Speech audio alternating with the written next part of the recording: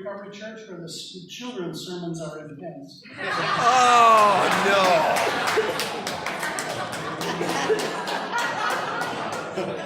Thanks, Bob. You're welcome. My name is Bob, very grateful recovering alcoholic.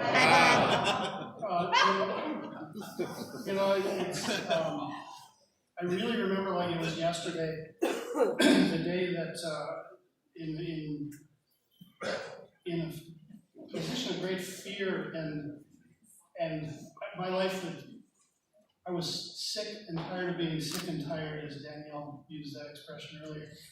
I needed to make a change in my life and I didn't know what to do, and I went over to Ross's house. And Ross shared with me his story of how he had entered into a journey of recovery. And he shared that he'd been sober for 17 days. And I looked at that, and it's like 17 days in a row. And because I couldn't fathom, honestly could not fathom staying sober for 17 days. And so he introduced me to this process. He introduced me to John, he introduced me to a treatment facility, and he introduced me to the concept that I can't do this alone.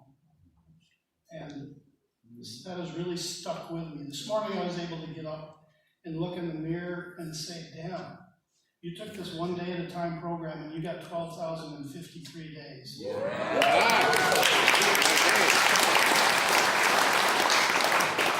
Which I can figure without a calculator is more than 17. So, when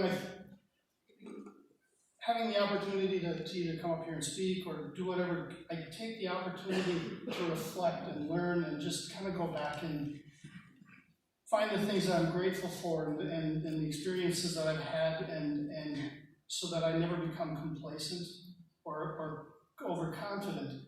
And when I was thinking about this morning, there's my story that helps me visualize my recovery in my life. And my son and his wife were married in Key West. This was a handful of years ago. And we had a wonderful week down in Key West. It was a beautiful, fun time. And shortly after that, the Keys were threatened with a hurricane. Now, if you've been to Key West, the highest point in Key West is like 12 feet above sea level. So hurricanes are extremely concerning for them. And I was watching a program on CNN, and they were showing the boats down in Key West preparing for a potential hurricane.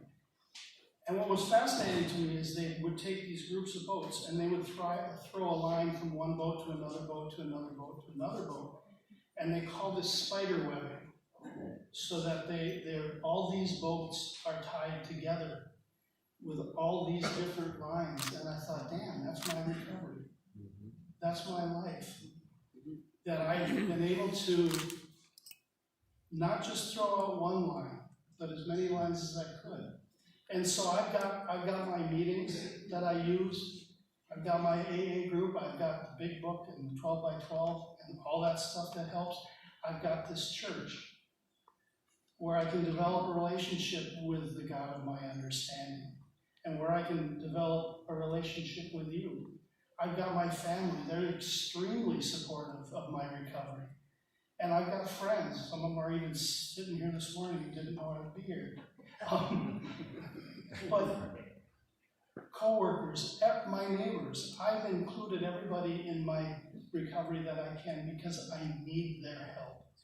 When that storm comes, I need as many ropes as I can to help me weather that storm. And there's the old expression, it takes a village to raise a child. It takes a village to heal a broken soul. And so thank you for being my village. Go Gophers.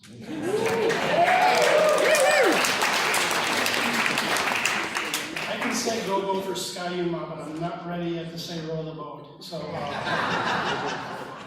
and God bless all you veterans. Thank you.